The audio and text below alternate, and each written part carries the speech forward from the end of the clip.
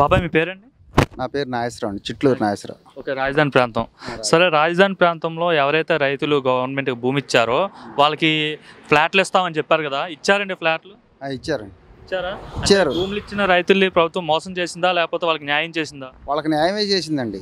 అప్పుడు first period కొన్ని ఆగిపోయి ఉండే ప్లాట్లు, కొంతమంది ప్లాట్లు కొట్టించుకోవాలి. అప్పుడు కొట్టించుకోకపోతే 5 సంవత్సరాలు ఆగిపోయినాయి.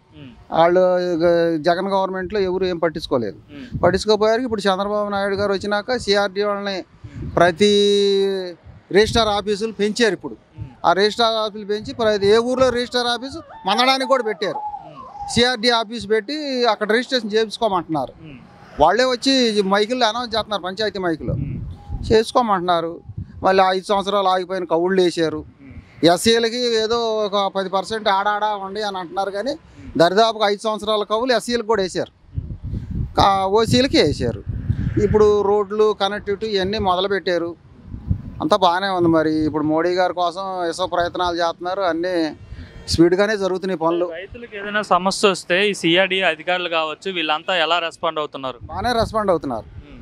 మనం పోతే చెబుతున్నారు విషయం, మీ ప్లాట్ ఇదిగో ఇట్లా ఇదేని చెప్పి మీరు రిజిస్ట్రేషన్ చేసుకోండి అని చెప్తున్నారు. మనకి ఏదైనా సమస్య ఉండి వెళ్తే వెంటనే పరిష్కరిస్తున్నారు. అంటే నేను భూమి ఏమి ఇవ్వలేదులే, ఉంటారు చాలా పోయినోళ్ళు వాళ్ళకి అవకాశం ఉండ కొద్దీ మాట్లాడి చేయించుకుంటున్నారు. ఏమనిపిస్తుంది ఇప్పుడు అమరావతి రాజధాని చూస్తుంటే గత 5 ఏళ్ళు చూసారు, ఇప్పుడు చూస్తున్నారు, ఏమనిపిస్తుంది? ఏమైనా తేడా వచ్చిందా గత 5 ఏళ్ళకి ఇప్పటికి 10 నెలలకి? బాగా తేడా వచ్చిందండి. అప్పుడు 5 సంవత్సరాల్లో ఏమి అక్కడ చాలా మట్టేసింది లేదు. ఉండా రోడ్లు కూడా తోముకెళ్ళిపోయారు. ఈ తార్ రోడ్లు పోసారు కదా రాజధాని ప్లాట్లలో, 5వ నెంబర్ రోడ్ అని 9వ నెంబర్ రోడ్ అని ఆ రోడ్లన్నీ మట్లు కూడా లేపేశారు, పోసిన తారు కూడా తీసేశారు. ఇప్పుడు అవన్నీ మళ్ళీ కాంట్రాక్టర్లను పిలిచి చూపించి మళ్ళీ చర్చ చేస్తున్నారు. చెట్టు జామ అంతా పీకిచ్చేసారు ముందు, ఒక 20-30 కోట్లు పెట్టి. మళ్ళీ తర్వాత ఇప్పుడు రాజధాని డెవలప్మెంట్ కోసం రోడ్లన్నీ క్లియర్ చేశారు. మరి రేపు మే నెల 2వ తారీఖున మోడీ గారు వస్తున్నాడంట, అది అయిపోయిన కానీ స్టార్ట్ చేస్తామంటున్నారు. పాలవాగ ఒకటి, కొండవీటి వాగ ఒకటి పని మొదలుపెట్టి చేస్తూనే ఉంటారు. గత 20 రోజులు పెట్టి పని చేస్తున్నారు. అంటే గత 5 ఏళ్ళు ఎలా ఉండేది, ఇప్పుడు ఇలా ఉంది కదా రాజధాని ప్రాంతం, గత 5 ఏళ్ళు ఎలా ఉండేది? అంత చెట్లేక ఏముంది, అంతా పిచ్చి కొమ్మలేక వ్యవసాయం చేసుకోవడానికి కూడా ఏమి లేదు.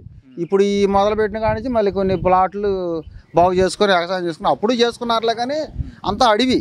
అప్పుడు అంటే గత ప్రభుత్వం వాళ్ళు పట్టించుకోలేదు, అప్పుడు ముఖ్యమంత్రి పట్టించుకోవాలి. ఇక ఇప్పుడు చంద్రబాబు వచ్చిన కానించి అంతా బాగానే ఉంది, ప్రస్తుతానికి ఇబ్బంది అయితే ఏమి లేదు. బాబాయ్, మీరు రాజధాని ప్రాంతంలో నివాసం ఉంటున్నారు కదా, అయితే రాజధానికి సంబంధించి చాలా మంది రైతులు భూములు ఇచ్చారు. అప్పుడున్న గవర్నమెంట్ ఏమన్నదండి, భూములు ఇచ్చిన రైతులందరికీ కూడా ఫ్లాట్లు ఇస్తామని చెప్పింది రాజధాని ప్రాంతంలో. ఇచ్చారా అప్పుడు గవర్నమెంట్? ఇచ్చారండి, అప్పుడే ఇచ్చేసింది. ఎవరు ప్లాట్లు వాళ్ళకి ఇచ్చింది.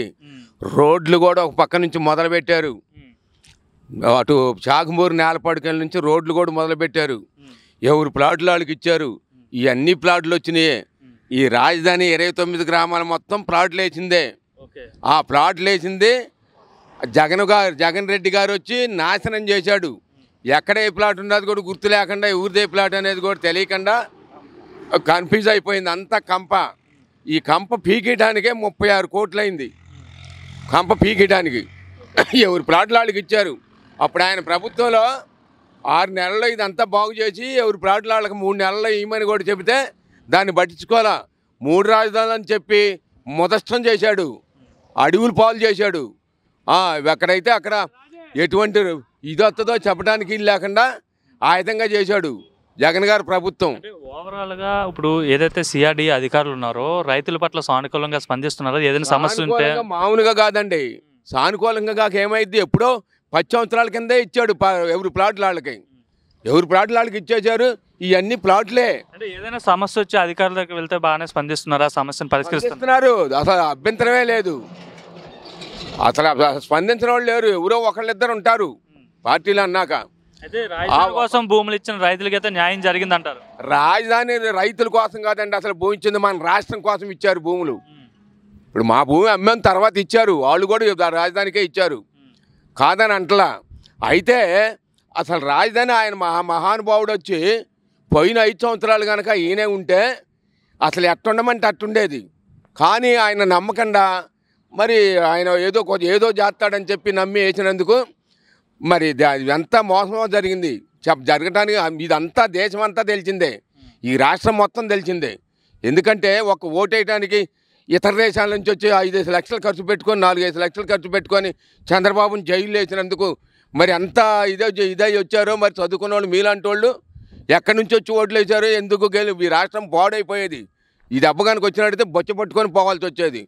కూలీలు ఎట్లా నాశనం అయ్యారో పనులు లేక ఇసుక లేక నానా బీభత్సంగా ఇసుక పోవాల్సిన కాడకు పోయి నానా బీభత్సంగా కూలి లేక ఏమి లేక ఇప్పుడు కనీసం 30 దాటి మీద పడింది. ఇది ఈ విధంగా కంప పెంచడానికి 30 పనుల మీద రంగులే కావచ్చు, ఇది ఈ కట్టుబడి వాళ్ళే కావచ్చు, దేని మీద అయినా సరే ప్రతి పని లేకుండా కూలోళ్ళు అల్లాడిపోయి అలవటి సత్య కాడకి వచ్చింది. ఓకే, మరి మీరైతే ఇక్కడ ఉన్న రాజధాని రైతులైతే చాలా రాజధాని కోసం అయితే భూములు త్యాగం చేశారు.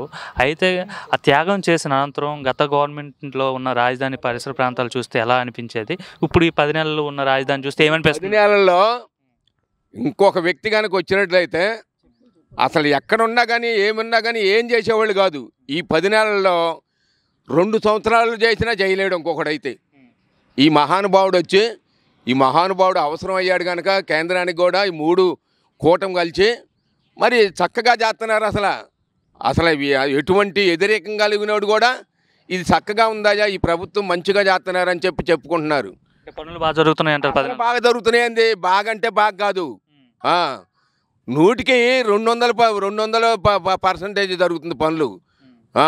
రాజధాని మన హైలైట్గా మరి ఇది పోయినట్టు పోతుంది. అంటే దేశంలోనే మంచి రాజధానిగా తీర్చిదిద్దామని చెప్తాను. ఈ రాష్ట్రానికి ఏ రాష్ట్రం చాలదు.